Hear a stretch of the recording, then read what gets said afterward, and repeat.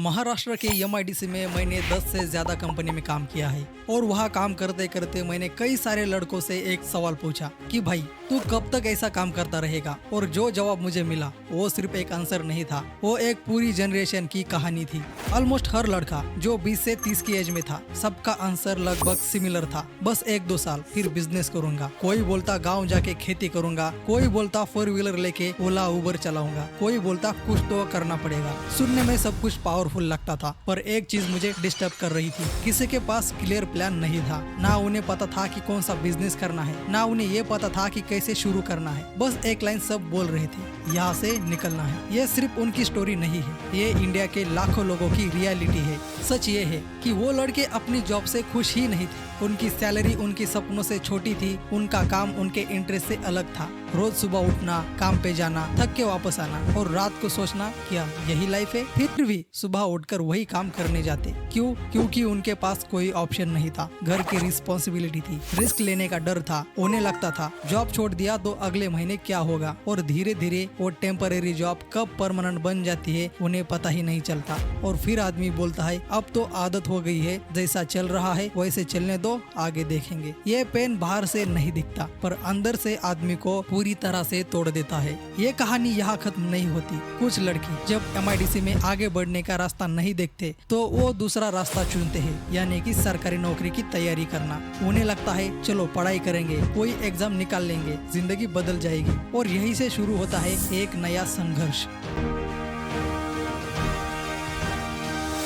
सुबह जॉब, रात को स्टडी। कई लोग कोचिंग ज्वाइन करते हैं, कई लोग फैमिली से पैसे लेकर तैयारी करते हैं, सालों तक मेहनत करते हैं। लेकिन फिर कभी भर्ती रुक जाती है, कभी परीक्षा टल जाती है, कभी पेपर लीक की खबर आ जाती है, कभी वैकेंसीज बहुत कम निकलती है और लाखों लोग कुछ हजार सीटों के लिए लड़ रहे होते हैं। अब सोचो उस लड़के की हालत जिसने नौकरी से निकलने का सपना देखा था और तैयारी के बीच में ही सिस्टम की अनसर्टिनिटी से टकरा गया। तब उसे लगता है क्या मैं भी सिक्योर नहीं हूँ। यही वो पॉइंट है जहाँ बहुत सारे लोग मेंटली टूट जाते हैं, क्योंकि उन्हें लगता है ना जॉब में सेटिस्फेक्शन है, ना एग्जाम की गारंटी है, ना फ्यूचर का क्लियर रोड मैप। और शायद यही वजह है कि बहुत से युवा बीच में ही फंसे हुए महसूस करते हैं। एक तरफ नौकरी का दबाव, दूसरी तरफ कंपटीशन और तीसरी तरफ अनसर्टेनिटी। लेकिन यहाँ एक बात समझना बहुत जरूरी है, हर समस्या का मतलब यही नहीं कि रास्ता बंद है। सवाल ये है क्या हम सिर्फ उम्मीद पर चल रहे हैं या अपने लिए कोई सिस्टम बना रहे हैं। यही से असली फर्क शुरू होता है। और जब युवा इन सब से हार जाते हैं तो उनके पास बस एक ही ऑप्शन बचता है कि कुछ तो बिजनेस चालू करना पड़ेगा। पर यहाँ पर एक सबसे बड़ा सवाल आता है कि जब लोग बिजनेस करना चाहते हैं तो वो करते क्यों नहीं।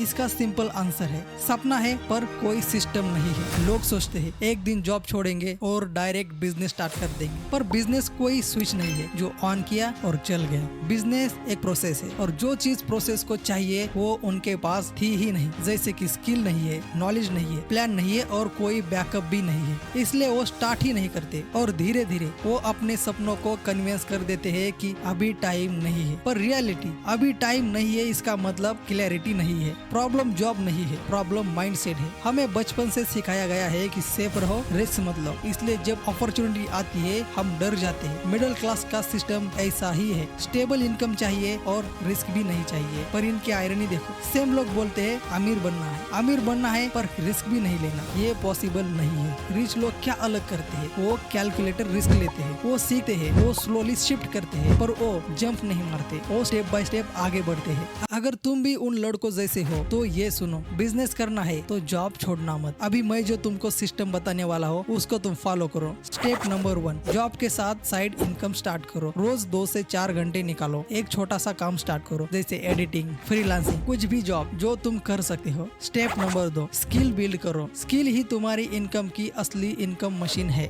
जितनी स्ट्रॉन्ग स्किल होंगी उतना ही ज्यादा पैसा। स्टेप नंबर 3, छोटा स्टार्ट करो। पहले 1000 कमाओ, फिर 5000, उसके बाद 10,000 कमाना सीखो। स्टेप नंबर 4, इनकम को स्टेबल होने दो। जब साइड इनकम जॉब के बराबर हो जाए तब स्विच करो। ये स्लो लगता है पर यही सेफ और रियल रास्ता है। उन लड़कों में से कितने आज बिजनेस कर रहे हैं ये तो मुझे नहीं पता, पर एक बात मुझे पक्की पता है, अगर सिस्टम नहीं बदला तो लाइफ नहीं बदलेगी। लोग सपने देखते रहेंगे पर वही रह जाएंगे। याद रखना दोस्तों, सपना देखना इजी है, सिस्टम बनाना बहुत ही मुश्किल है, और वही लोग जीत जाते हैं जो सिस्टम बनाते हैं। अगर तुम्हें लाइफ चेंज करनी है तो आज से ही स्टार्ट करो, छोटा पर स्टार्ट करो। देखो, अगर तुम भी उसी सिचुएशन में फंसे हो जहाँ सिर्फ सपने हैं पर रास्ता नहीं, तो याद रखना, सही नॉलेज ही तुम्हें बाहर निकाल सकता है। मैं यहाँ तुम्हें वही रियल चीज बताऊंगा जो स्कूल ने कभी नहीं सिखाई। इसलिए अभी सब्सक्राइब करो, वरना कुछ साल बाद तुम भी वही बोल रहे होंगे कि एक दिन कुछ तो करना पड़ेगा। पर सच बात ये है कि वो दिन कभी आता ही नहीं, उसे लाना पड़ता है।